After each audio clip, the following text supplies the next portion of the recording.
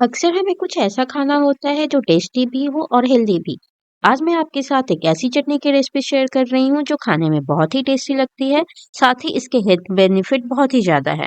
अगर आप इसे रेगुलर खाते हैं तो ये आपके शरीर में शुगर लेवल को मैनेज करता है, कोलेस्ट्रॉल लेवल को मैनेज करता है, वेट मैनेजमेंट में हेल्प करता है। साथ ही लेडीज जिन किसी में हार्मोनल इम्बेलेंस की प्रॉब्लम है या फिर अर्ली मोनोपोज है, ये उन सबको भी रेगुलेट करने में बहुत हेल्प करता है। इस चटनी को बनाने के लिए मैंने गैस पे एक पैन गर्म किया है और इसमें मैं ले रही हूँ 250 ग्राम अलसी के बीज, जिसे हम फ्लैक्सीड और तीसी भी बोलते हैं। फ्लैक्सीड आपको किसी भी किराने की शॉप पे या फिर ऑनलाइन ग्रोसरी शॉप पे आराम से मिल जाएगा।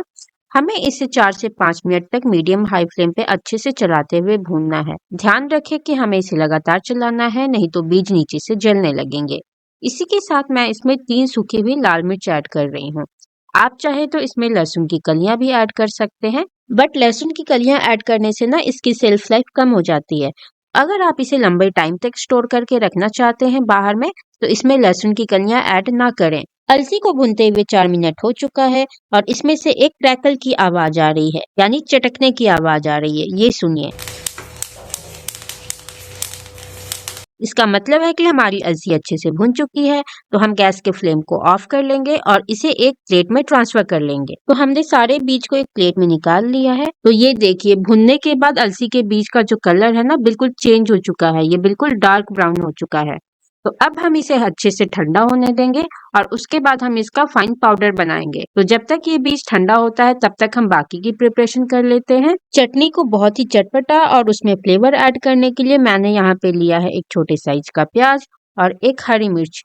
हमें इन सबको बारीक बारीक काट लेना है। इस चटनी को बनाना बहुत ही आसान है, साथ ही इसके हेल्थ बेनिफिट्स भी बहुत ज्यादा हैं। तो अगर आपको मेरी ये रेसिपी अभी तक अच्छी लगी हो और आप मेरे इस चैनल पे नए हैं तो बेल आइकन दबा के मेरे चैनल को सब्सक्राइब करना ना भूलें, जिससे मेरे हर वीडियो की नोटिफिकेशन आपको सबसे पहले मिलेगी। तो प्याज और हरी मिर्च को हमने अच्छे से काट लिया है। अब हम अपने नेक्स्ट प्रोसेस पे चलते हैं। अलसी का बीज अच्छे से ठंडा हो चुका है, तो हम इसे एक मिक्सचर जार में ट्रांसफर कर लेंगे।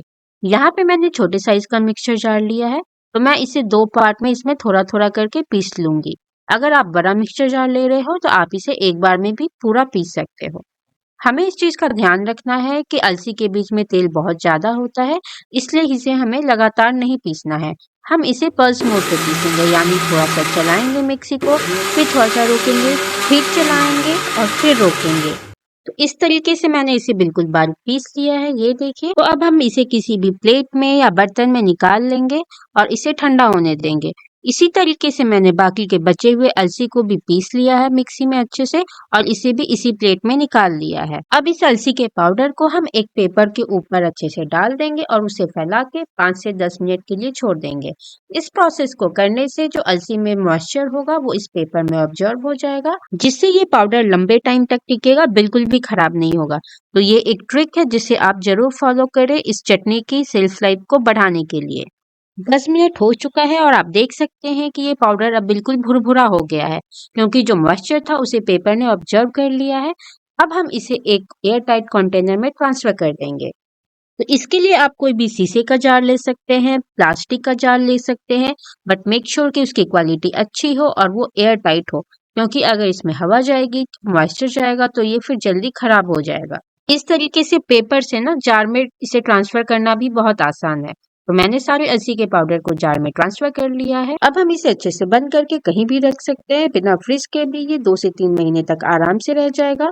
और जब भी आपका मन करे इसे चावल दाल के ऊपर हल्का सा छिड़क के खाइए, बहुत ही टेस्टी लगता है। बट आज हम इसकी चटपटी चटनी बनाने वाले हैं। तो इसके लिए मैंने एक बड़ा सा बॉल लिया है और इसमें मैं ले रही हूँ 3 चम्मच अलसी का पाउडर।